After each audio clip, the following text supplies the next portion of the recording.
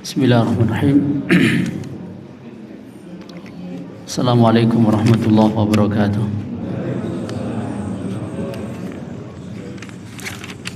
Innal hamdalillahi wassalatu wassalamu ala man la nabiyya ba'dah wa ala alihi wa sahbihi wa wala la haula wala quwwata illa billahi al-aliyyil azim.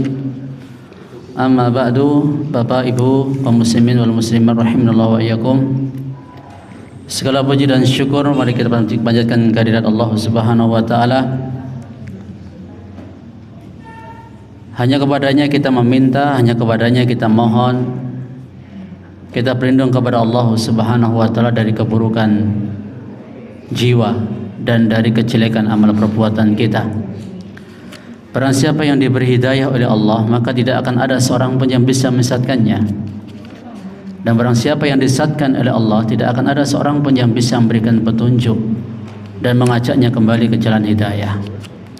Sebenar-benar perkataan adalah kitabullah, dan sebaik-baik petunjuk adalah petunjuk Rasulullah sallallahu alaihi wasallam. Seburuk-buruk perkara adalah yang diada-adakan di dalam agama. Dan semua yang diada-adakan dalam agama adalah bid'ah, dan semua bid'ah adalah sesat. Bapak Ibu jamaah kaum muslimin wal muslimat rahimanallahu wa iyyakum. Tak lupa salawat dan juga salam semoga tercurah untuk Rasulullah sallallahu alaihi wasallam, juga keluarga, sahabat dan orang-orang yang mengikuti jalan mereka dengan baik sampai akhir zaman nanti.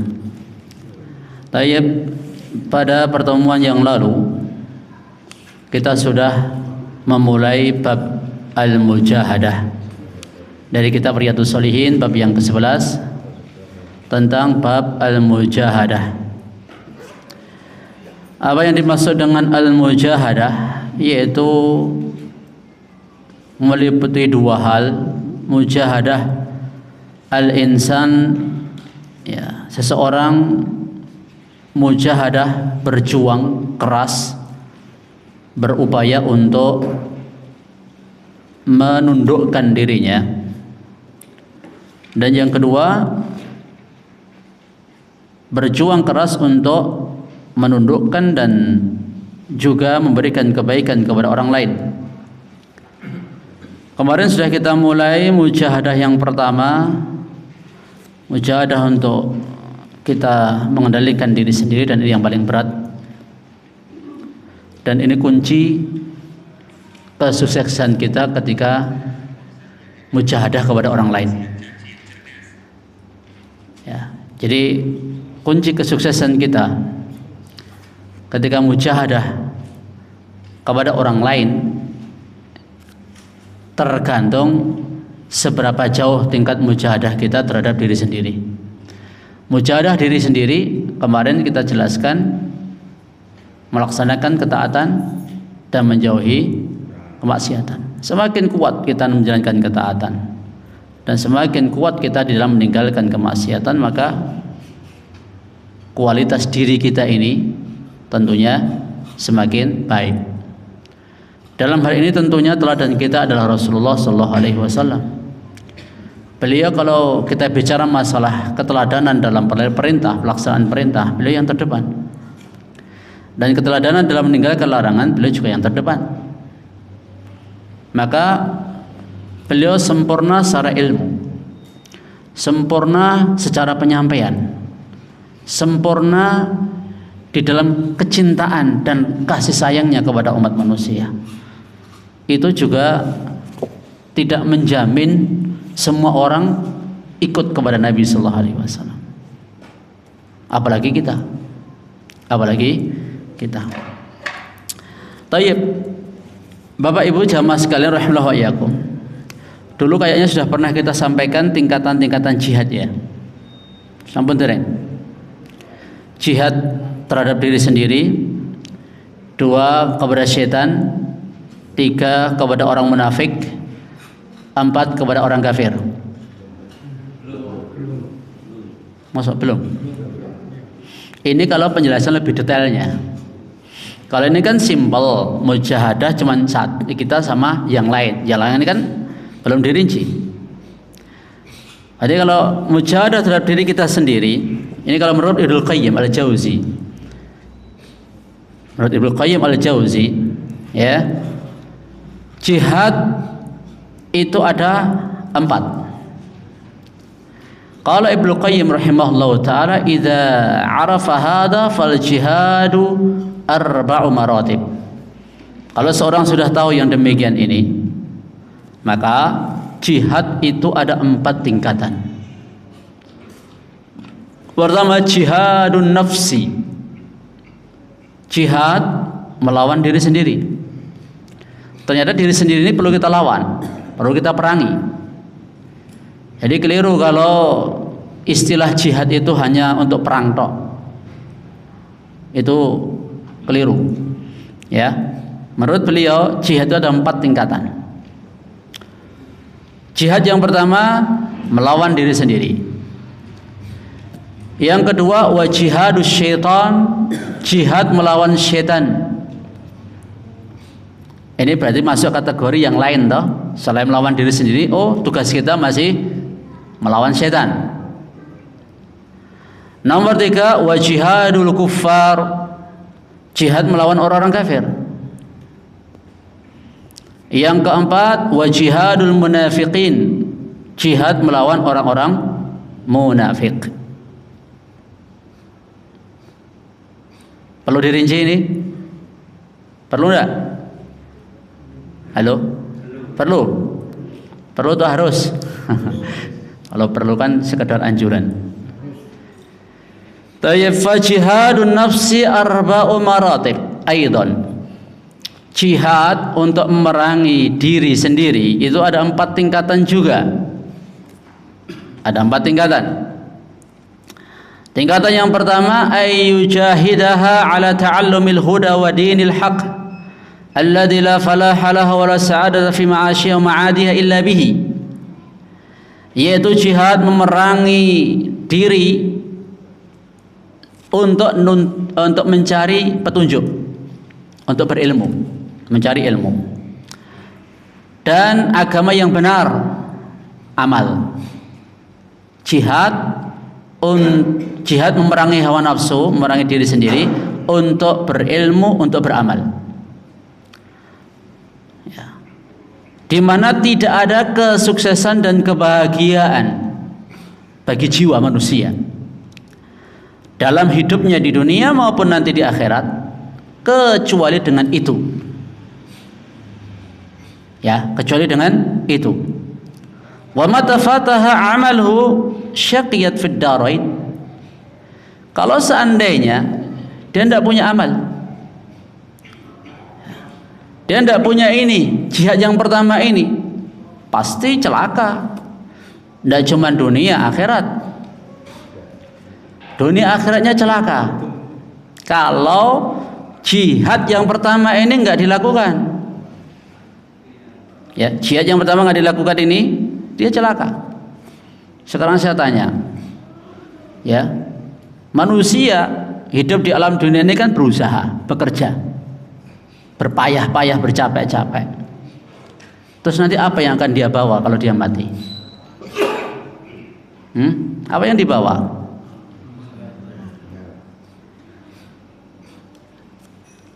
Utsman ibnu Affan radhiyallahu taala anhu, beliau ketika berdiri di sisi kuburan, beliau itu menangis. Dia menangis. Sahabat-sahabatnya tanya, kenapa Anda ketika disebutkan surga dan neraka tidak menangis? Tapi kok disebutkan ketika Anda berdiri di sisi kuburan kok Anda menangis? Beliau nyampaikan, ya, alam kubur itu merupakan persinggahan pertama di akhirat. Jadi alam kubur ini persinggahan kita yang pertama di alam akhirat itu. Kalau kita selamat di sini, ya lancar-lancar saja, tidak ada masalah, perjalanan selanjutnya lancar, mudah. Ya. Tapi kalau di sini ini berat, ya, di sini ini susah, di sini ini bermasalah, maka selanjutnya pun juga akan susah, masalah. Pilih yang mana? Ya pilih yang mulus. Nah, supaya kita di alam kubur itu mulus, supaya di alam kubur kita itu tidak bermasalah, kita kokohkan iman dan kita persiapkan bekal kita untuk menjawab dan menghadapi fitnah kubur. Ya, apa fitnah kubur itu? Kita persiapkan jawaban. Man rabbuka? Siapa Rabbmu? Wa ma dinuka, apa agamamu? Wa manir rajul alladzi bu'itsa fiikum, siapa lagi yang telah diutus kepadamu? Wa ma ilmuk, apa ilmumu? Ya. Ini yang harus lebih kita prioritaskan dalam hidup, melebihi yang lain. Ini bekal kita. Bekal kita untuk nanti menghadap Allah Subhanahu wa taala. Persiapan di alam kubur ya ini. Dikuatkan iman kita tentang Allah, iman kita tentang Nabi, iman kita tentang dinul Islam. Ini akan menjadikan kokoh kita. Syuhada Uhud saja, yang kalau jenengan haji atau umroh kan rata-rata kan menziarahi makam syuhada Uhud. Ngapain di sana? Doakan toh. Nabi juga perintahkan para sahabat untuk memohonkan ampun kepada syuhada Uhud. Yaitu jelas sahabat, jelas dijamin surganya. Itu aja masih dimohonkan kepada para sahabat supaya dimintakan ampunan untuk mereka. Bagaimana dengan kita? Kita lebih butuh untuk mohonkan ketetapan iman, ampunan daripada mereka.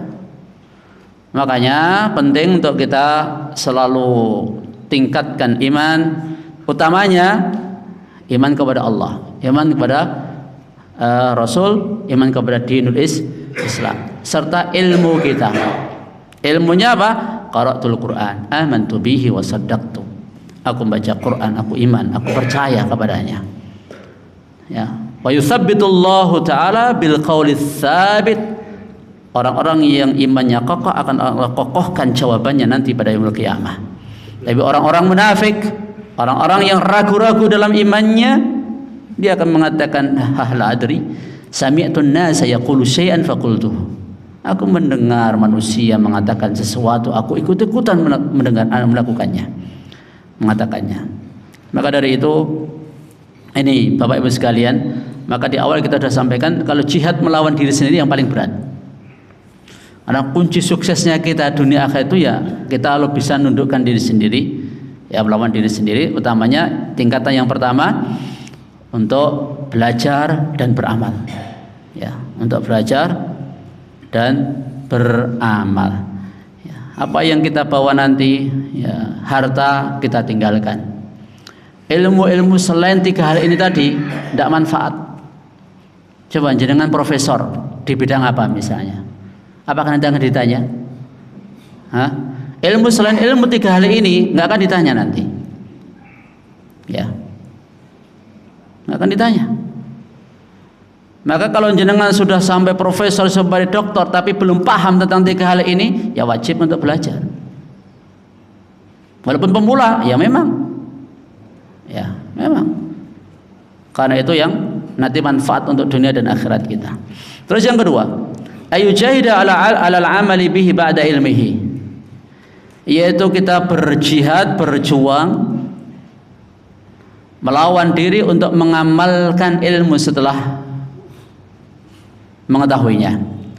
Wa illa fa mujarradul ilmi bila amalin illam yadurruha lam yanfa'ah. Kalau enggak kita amalkan ilmu yang kita ketahui, maka sekedar tahu saja tidak diamalkan, kalau tidak membahayakan, ya tidak manfaat ilmunya. Ya, tidak manfaat ilmunya. Ilmu yang tidak diamalkan itu enggak manfaat. Jenengan paham betul tentang sholat, paham betul tentang bacaannya, zikirnya, tapi kalau tidak sholat juga tidak manfaat. Paham tentang segala ilmu agama misalnya. Makanya orang-orang orientalis, atau orang-orang ya mereka-mereka yang belajar agama Islam hanya untuk menghancurkan Islam dari dalam, ya mereka belajar ngerti Islam tapi bahwa untuk diamalkan itu nggak manfaat itu, ya justru akan menjadi balak bagi dirinya.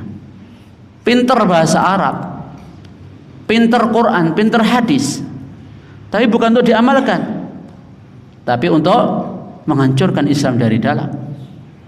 Adakah orang seperti itu? Ada di antara orang orientalis, orang-orang munafik. Ya, mereka belajar Islam bukan untuk diamalkan. Makanya Nabi SAW ketika menyebutkan ad-du'atu ala abwabi jahannam, para dai yang menyuruhkan neraka jahannam, Nabi sifati mereka humil jildatina wa yatakallamuna bi alsinatina. Mereka itu kulitnya seperti kita dan bahasanya juga menggunakan bahasa kita, bahasa Islam.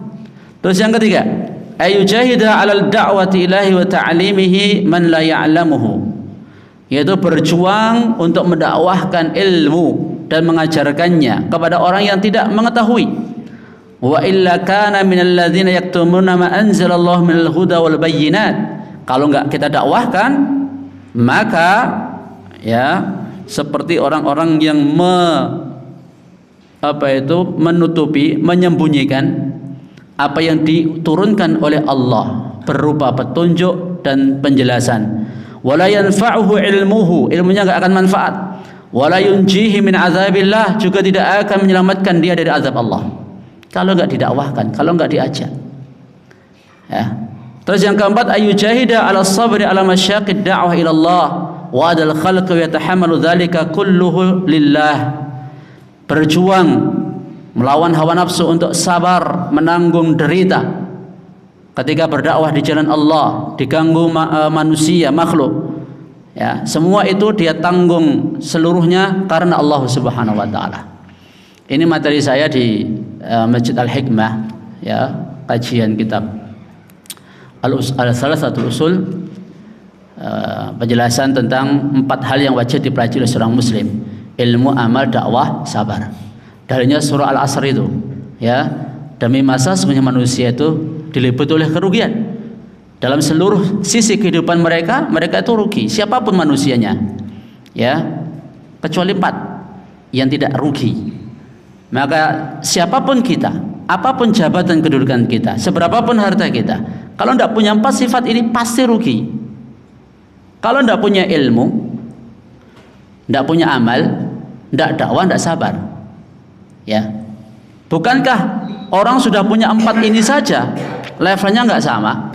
Sudah punya ilmu, amal, dakwah, sabar, nggak sama 4 tingkatan ini dengan yang kita miliki, ya, antara para nabi, rasul, syuhada, siddiqin, solihin. Tingkatnya nggak sama.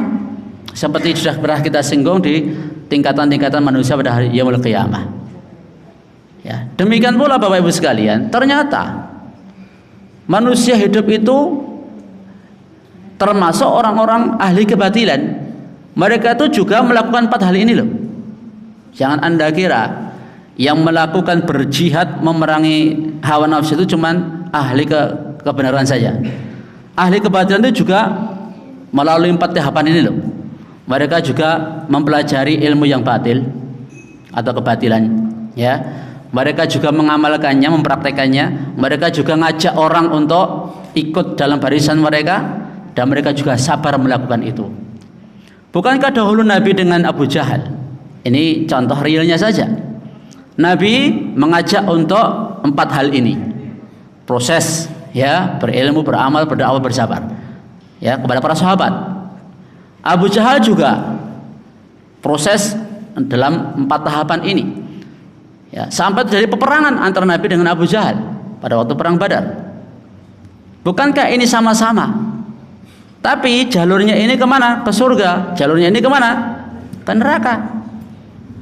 Maka tinggal kita ikut yang mana sekarang ini. Kalau kita cari ilmu, ilmu yang hak, jangan ilmu yang batil. Kalau kita mengamalkan ilmu, amalkan ilmu yang hak, yang sumbernya dari Nabi, bukan dari selain Nabi. Kalau kita dakwahkan, dakwah yang hak, dakwah sesuai dakwahnya Nabi. Kalau kita sabar, ya sabar yang benar, bukan sabar dalam kebatilan. Jangan seperti Abu Jahal, jangan seperti Abu Lahab.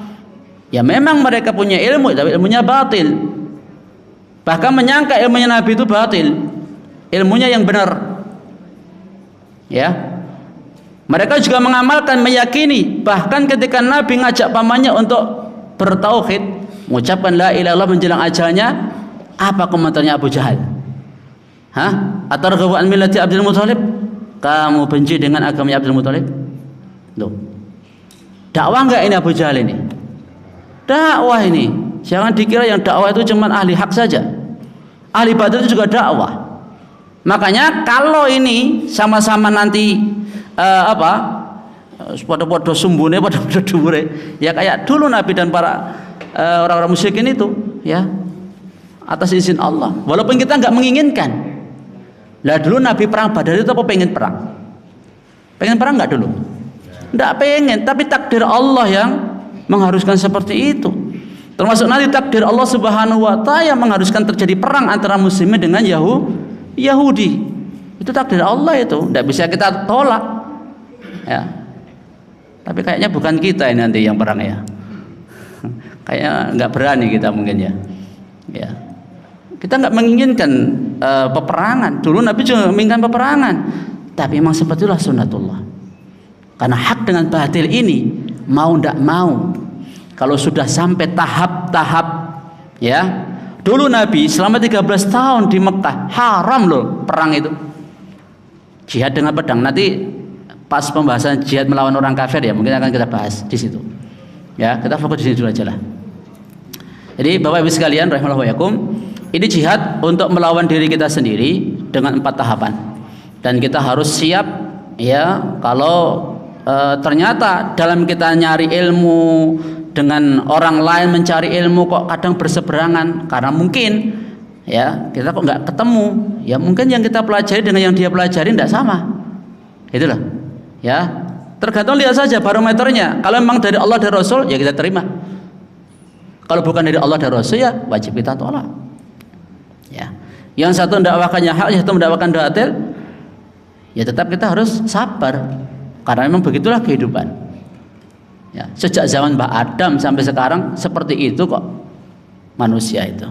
Ya, maka ini prosesnya ini memang harus luar biasa ya. Dahulu kalau kita tengok kesabaran Nabi, kesabaran para sahabat itu, antum kalau belajar fikih sirah, kebetulan saya kaji di Mbaki fikih sirah itu kalau kita selami betul perjuangannya Nabi sallallahu alaihi wasallam dari nol itu, kita akan masya Allah ya sangat terinspirasi sekali. Nabi atasnya Nabi saja, yaitu jelas langsung ditolong oleh Allah.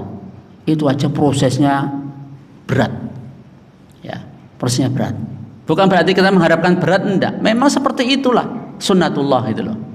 Ya kalau kita memang betul-betul membawa seperti yang dibawa oleh Nabi Sallallahu Alaihi Wasallam. Bukankah dahulu pendeta Bukhairah juga pendeta siapa?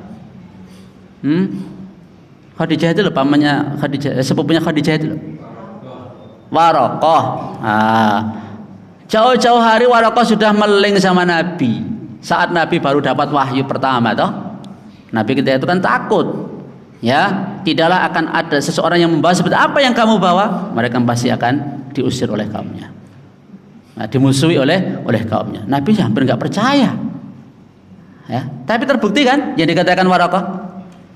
Ya. Makanya dahulu Nabi dan para sahabat itu berjuangnya 5 pengorbanan mereka itu: jiwa, harta, syahwat, waktu, sama kampung halaman. Mereka tinggalkan semua.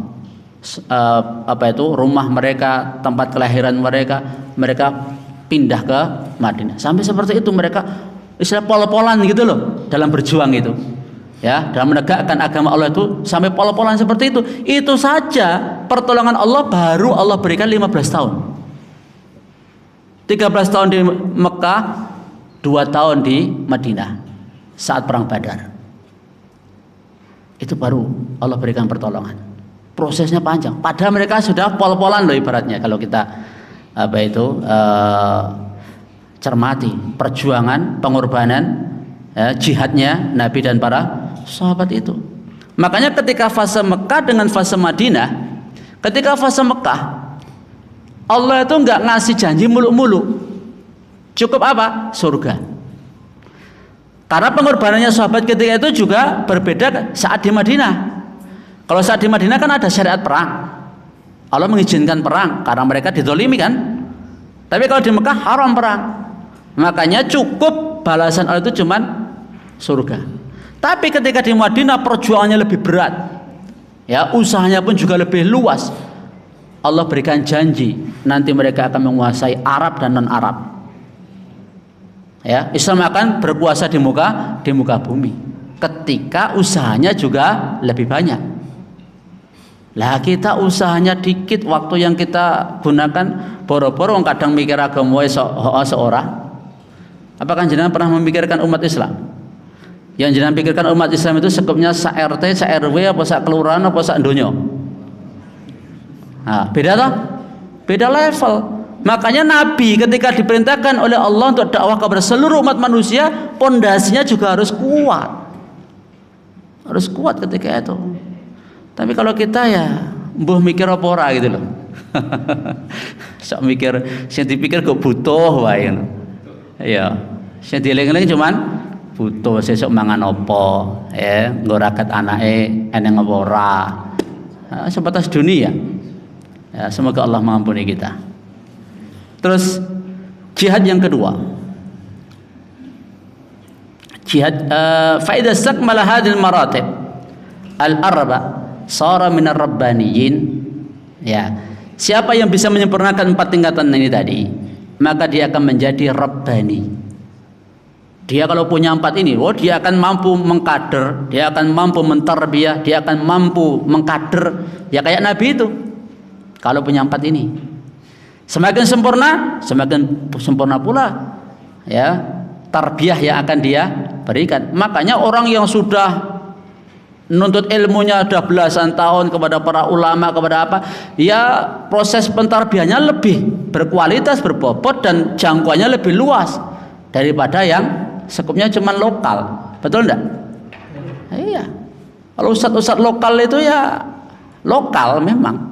Kalau interlokal atau internasional itu juga sudut pandangnya internasional juga, gitu kan? Makanya tergantung siapa guru kita, gitu loh. Siapa pendahulu kita? Makanya dai-dai lokal ya mungkin mikirnya nggak sampai jauh-jauh sampai ke dunia, gitu loh. Terus siapa yang mencemarakan ini maka dia orang-orang. Fa innas salaf.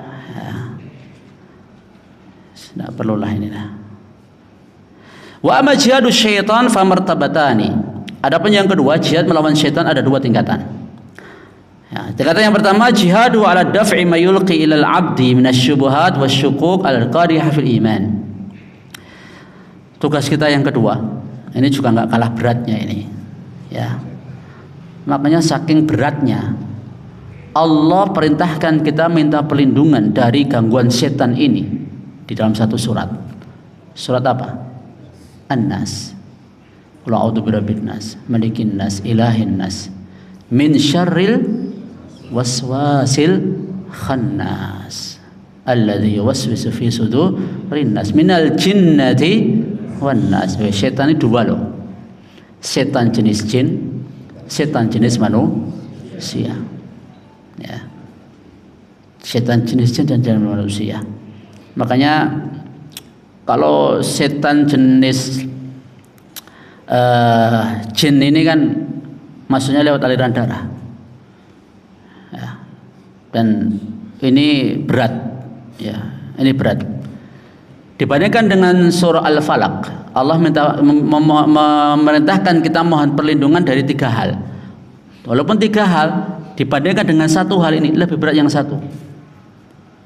Ya, makanya jangan kita abaikan ini perjuangan melawan setan ini, menundukkan setan untuk melawan apa yang dia lontarkan kepada hamba berupa syubhat. Syubhat itu kerancuan-kerancuan dalam berpikir. Sing bener jadi salah, sing salah jadi bener, kuwi jenenge syubhat. Makanya pas kemarin kita bahas di antara metodologi strategi orang-orang kafir Quraisy di dalam melawan dakwah Nabi SAW. Itu di tahun keempat kenabian. Di tahun keempat kenabian, strategi yang dipakai oleh musyrikin, ya, itu adalah, ya, selain cemoohan, itu dengan tindakan fisik, penganiayaan, bahkan sampai pembunuhan. Nah, apa tadi? Salah satu hal yang paling berat, ya, bagi para nabi rasul disebutkan dalam ayat Al-Qur'an itu, wa idza qila lahum ittabi'u ma anzalallah, ketika dikatakan kepada mereka ikuti apa yang Allah turunkan, qalu bal nattabi'u ma alfaina alaihi abauna, tidak, kami hanya akan mengikuti apa yang kami dapat dari nenek moyang kami, dari mbah-mbah kami, dari pendahulu-pendahulu kami. Ini yang paling berat. Disebutkan dalam fikih sirah tersebut, ya, berdasarkan ayat-ayat Al-Quran dan pengalaman dakwah Nabi sallallahu alaihi wasallam, yang paling berat itu adalah subhat, ya, orang-orang kafir ketika diajak untuk mengikuti Allah dan Rasul, ikut ajaran nenek moyang. Buh racep toh ajaran nenek moyang ini siapa? Coba, kalau nenek moyang itu sebenarnya siapa? Harusnya kalau kita itu mengaku anak turunnya Adam, nenek moyang kita itu ya Adam.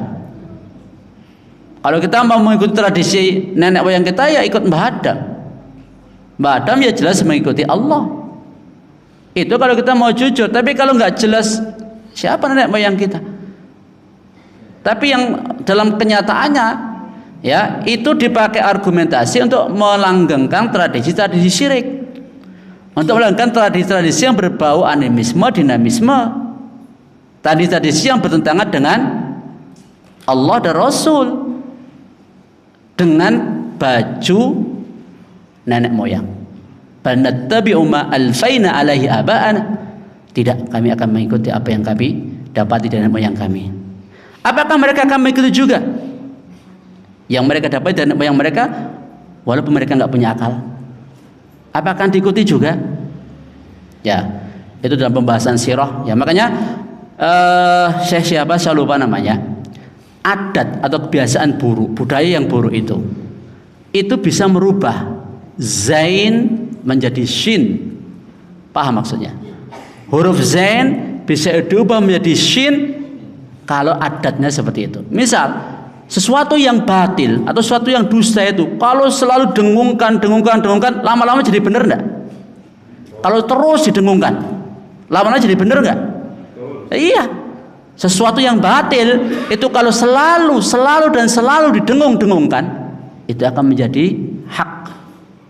Dan sesuatu yang hak kalau didengung-dengungkan, dicitrakan buruk, di apa-apa, itu jadinya apa?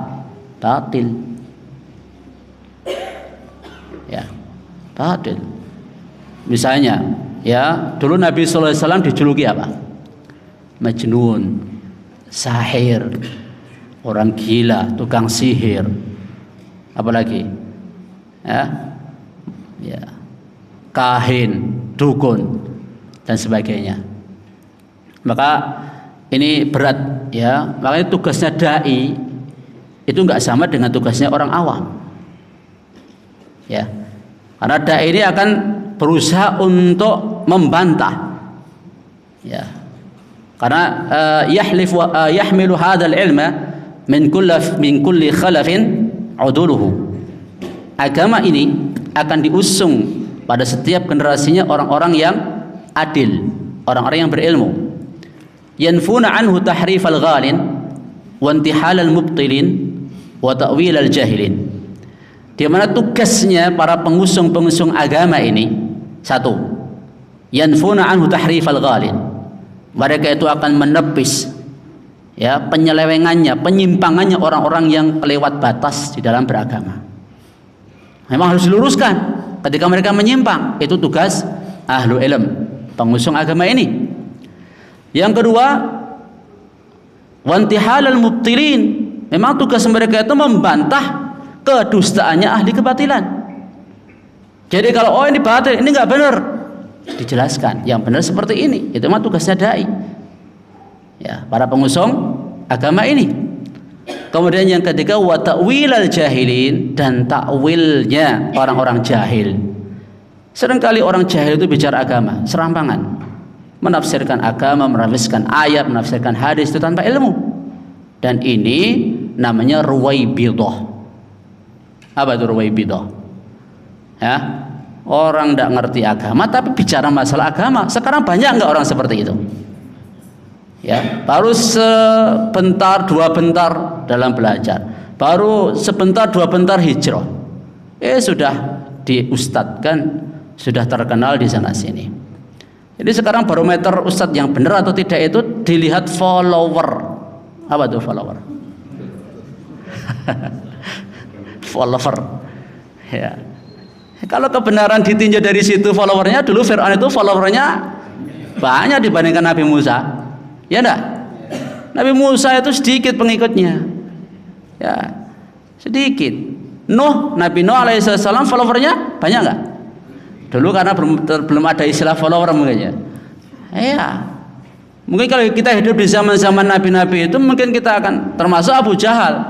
Sama Nabi Muhammad followernya banyak mana? Loh, Abu Jahal itu dakwahkan kebatilan enggak? Enggak, followernya banyak enggak?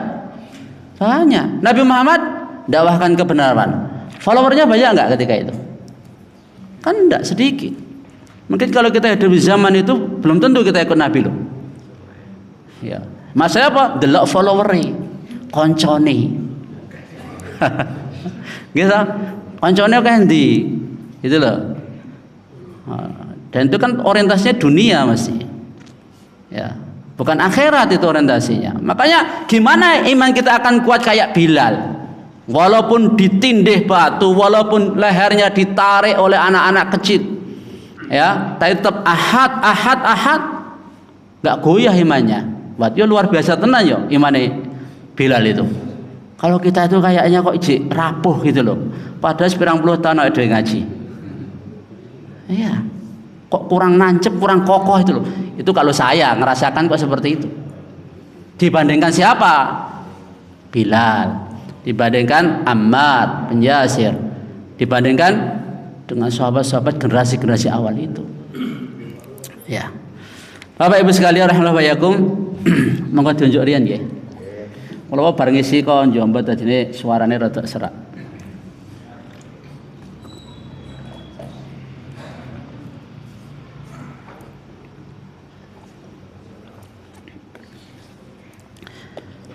Jadi jihad melawan setan ini, satu, melawan syubhat yang dilontarkan oleh setan baik jenis jin maupun manusia, ya, yang bisa mencederai iman kita. Ya kayak siapa itu? Abu Thalib. Ya, itu contoh yang sangat jelas itu Abu Thalib. Abu Thalib ini sebenarnya itu yakin nggak bahwa ajaran Nabi Muhammad benar? Sampai dia menyampaikan kepada, kalau seandainya aku tidak takut celaan kaumku, niscaya aku akan melakukan sesuatu yang menjadikan dirimu senang. Ya, aku tahu bahwasanya ajaran Islam itu ajaran yang benar. Kalau nggak takut celaan kaumnya, lah ini loh penyakit celaan kaumnya. Dia kan tokoh, ya toh, oleh orang kafir Quraisy ditokohkan. Bahkan hikmah Allah Subhanahu wa taala menjadikan Abu Thalib enggak masuk Islam itu di sini hikmahnya. Kalau sedari awal Abu Thalib mau masuk agama Islam seperti Hamzah masuk agama Islam, akan diperangi juga loh, dan enggak akan diakui jadi sesepuhnya mereka. Tapi ketika Abu Thalib ini enggak masuk Islam, jadi apa itu? Tamengnya Nabi. Ya, dan mereka orang-orang kafir Quraisy segan kepada Abu Thalib karena masih merasa serumpun keyakinannya dengan mereka. Tapi sebenarnya Abu Thalib itu tahu yang benar itu ajaran Nabi Muhammad, cuman takut celaan manusia. Nah, makanya ini penyakit Bapak sekalian. Ini juga syubhat setan loh ini. Ya. Bahkan setan manusia ketika itu Abu Jahal, ketika Nabi mengatakan kepada pamannya, "Ya ammi qul la ilaha illallah kalimah uhajju laka bi indallah." Ya paman, ucapkan la ilaha illallah, satu kalimat yang akan aku bela dengan kalimat itu di hadapan Allah Subhanahu wa taala untukmu. Apa syubhatnya Abu Jahal? atarghabu an millati Abdul Muthalib. Kamu tidak senang dengan agama Abdul Muthalib. Nabi ulangi lagi, ya ammi, qul la ilaha illallah, kalimatun uhaju laka bi indallah. Paman, ucapkan la ilaha illallah. Satu kalimat yang akan aku membela engkau dengan kalimat itu nanti di hadapan Allah. Apakah kau tidak senang dengan ajaran Nabi Abdul Muthalib? Syubhat enggak ini? Satu sisi ini ngajak benar, sisi yang satu ngajak tidak benar. Akhirnya apa? Dia mati di atas agama Abdul Muthalib. Nabi sampaikan, kalau seandainya dia tidak mendapatkan syafaat Nabi SAW, ada di kerak neraka dia. Tapi ketika mendapatkan syafaat Nabi, dia nerakanya paling tinggi, ya, paling cetek di nerakane. Yaitu apa? Ya, api neraka itu membakar sampai tumitnya, namun bisa menguapkan ubun-ubunnya. Itu tingkatan paling rendah, dan itu untuk Abu Thalib. Saikian kaya Abu Jahal nang ngendi kira-kira? Mang bayangke kira-kira. Abu Thalib saja yang jelas-jelas membela Nabi, jelas-jelas jasanya kepada Nabi dan Islam itu besar ketika itu. Ya. Itu kalau nggak dapat syafaat Nabi di keraknya neraka. Apalagi Abu Jahal yang jelas-jelas musuhi Nabi, benci sama Nabi, memerangi Nabi, menyakiti Nabi. Neng endi kira-kira? Mang jawab dewi.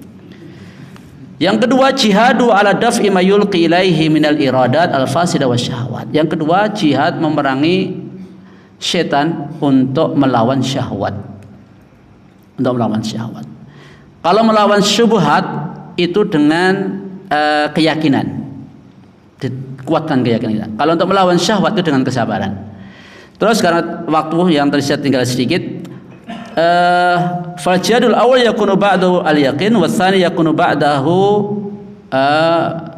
as-sabr. Ya, makanya dengan yakin dan sabar Allah akan jadikan mereka itu pemimpin. Terus yang berikutnya, jihad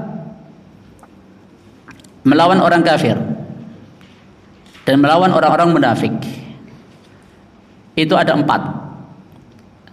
Bil qalb wal lisan wal mal wal nafs. Dengan hati, lisan, harta, jiwa. Jihadul kuffar akhassu bil yad wa jihadul munafiqin akhassu bil lisan. Jihad melawan orang-orang kafir itu lebih spesifik dengan tangan, kekuatan. Dan jihad melawan orang-orang munafik itu lebih spesifik dengan lisan. Menghadapi orang munafik itu enggak dengan perang, tapi dengan hujjah, lisan. Sebab ciri orang munafik itu apa? Kalau kita mengajak kepada Allah dan Rasul, mereka menghalang-halangi. Mereka benci, mereka enggak senang. Ya. Wahum yasudduna, mereka itu menghalang-halangi, ya, dan tidak senang kalau kita mengajak kepada Allah dan Rasul. Itu orang munafik. Makanya Bapak sekalian, kalau di dalam bab iman yang paling rendah itu kan menyingkirkan gangguan dari jalan. Dan dalam sebuah hadis disebutkan ada seorang lelaki yang dimasukkan surga, leluasa di surga. Dilihat oleh Nabi leluasa di surga itu gara-gara memotong dahan yang mengganggu di jalan. Ganjaran di surga loh. Ini jalan kehidupan dunia. Ketika seseorang menyingkirkan gangguan, ganjarannya sesurga. Kira-kira lebih mulia mana? Menyingkirkan gangguan di jalan Shiratal Mustaqim yang dilalui oleh manusia, yang maknawi. Lebih mulia mana? Apa kira-kira jalan yang mengganggu Shiratal Mustaqim itu? Bukankah kita sama-sama berjalan? Kalau di dunia kita berjalan di jalan raya. Kalau ke akhirat kita kan jalan maknawi, toh as-sirat yang kita minta tiap sholat itu loh. Ya, apa ada gangguan di situ? Ada. Syirik, bukankah itu gangguan? Yang diibaratkan syirik ngono ya genah-genah kuwi sangat besar mengganggu perjalanan. Bahkan bisa menyimpangkan dari jalan. Kekufuran, kebid'ahan, kemaksiatan. Jadi orang-orang yang memperjuangkan, mendakwahkan tauhid, memberantas syirik, mendakwahkan iman, memberantas kekufuran, mendakwahkan untuk berbuat ketaatan dan menjauhi kemaksiatan, mendakwahkan untuk mengikuti sunnah dan menjauhi bid'ah dan sebagainya, ini tentunya pahala lebih besar. Dan itulah pahala dakwah di jalan Allah. Dan itulah dakwahnya Nabi sallallahu alaihi wasallam. Bukankah Nabi seperti itu dakwahnya? Abu Sufyan aja hafal kok. Ya, dakwah Nabi itu apa? Ketika ditanya oleh Heraklius. Ya, apa yang diperintahkan oleh Nabi itu? Memerintahkan kami untuk berbuat, untuk tidak menyekutukan Allah. Lo paham itu? Ya, untuk sholat, ya, untuk menyambung silaturahim, untuk as-sidq, berkata jujur, untuk al-afaf, menjaga kehormatan diri, ya, berbuat baik dengan tetangga, dan ajaran-ajaran baik lainnya yang disampaikan oleh Abu Sufyan tentang dakwahnya Nabi Muhammad SAW. Yang pertama disebutkan tentang apa? Tentang tauhid dan tidak syirik. Paham itu orang kafir itu. Ya, makanya ciri dakwah Nabi dan pengikut Nabi akan seperti itu.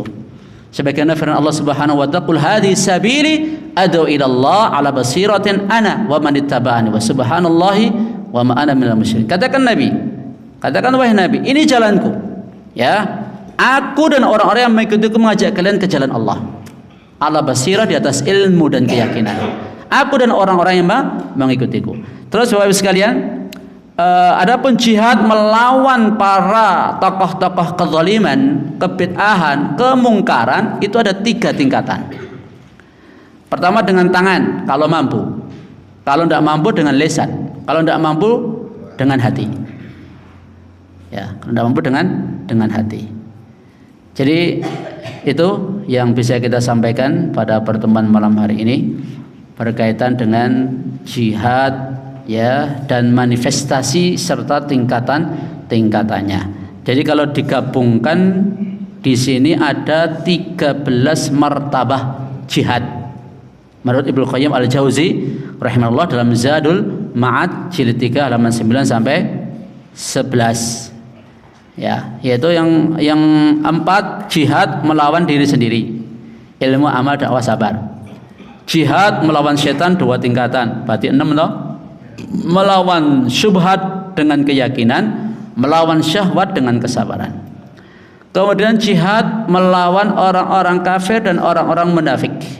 Itu ada 4 tingkatan. Jadi 10. Ya, dengan hati, lisan, harta, jiwa. Kalau orang kafir spesifiknya dengan kekuatan, kalau orang munafik dengan lisan.